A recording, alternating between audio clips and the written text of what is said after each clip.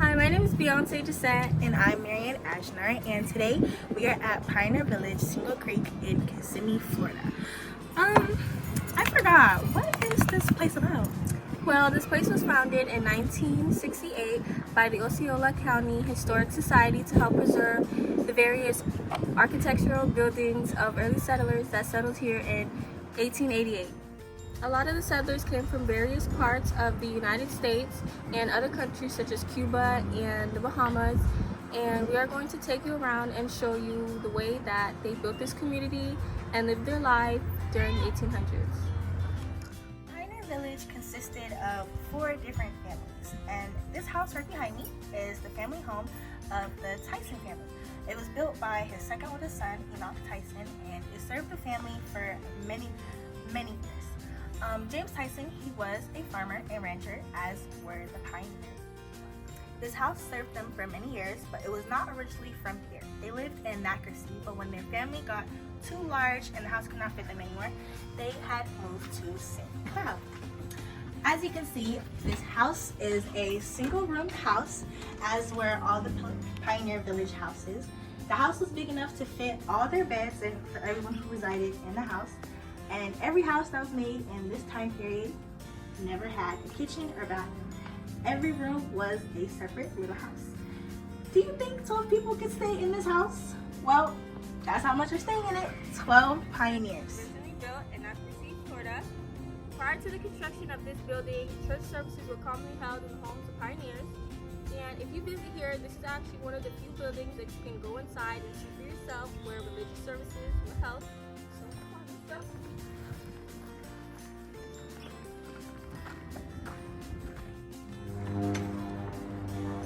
Here is where the services were done. Services were done whenever the preachers could come into town, and they often lasted several days. Here is where the pioneers would sit with their families. The pastor would be up here preaching. Here is where the pianist would play the music. And this is the St. Peter's Church.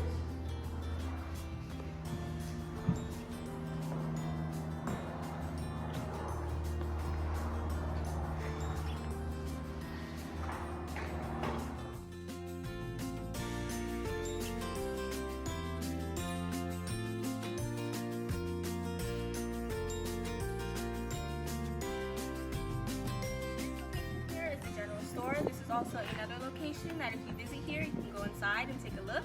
Let's go shopping.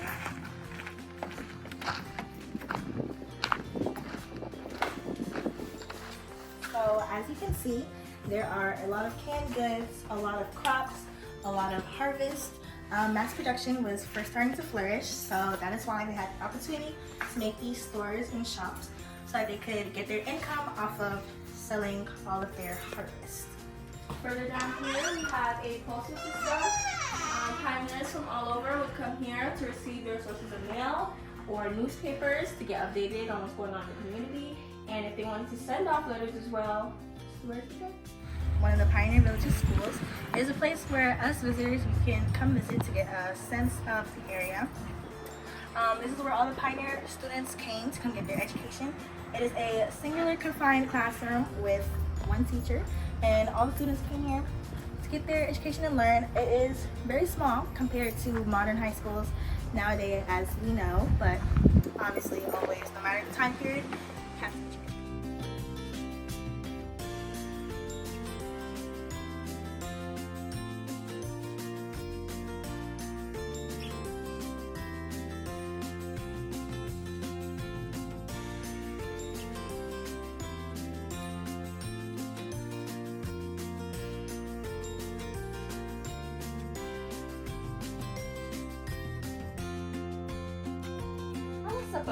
Supper was quite exquisite, thank you.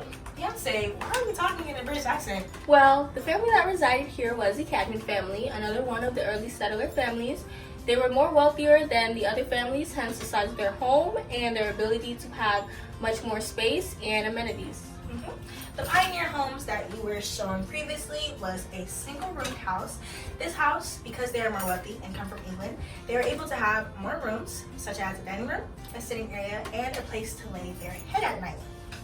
Cheerio!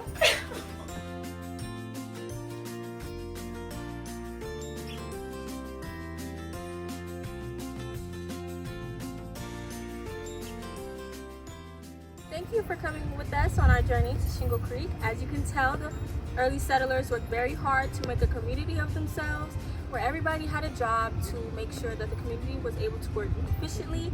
And this trip did not cost not a single dime. So if you're interested in coming and taking a round of history, I encourage you guys to come. We couldn't touch base on every single building as there is 17, but that is why we encourage you guys to come see the place for yourselves to expand your knowledge on how the settlers were living at Shingle Creek. Bye.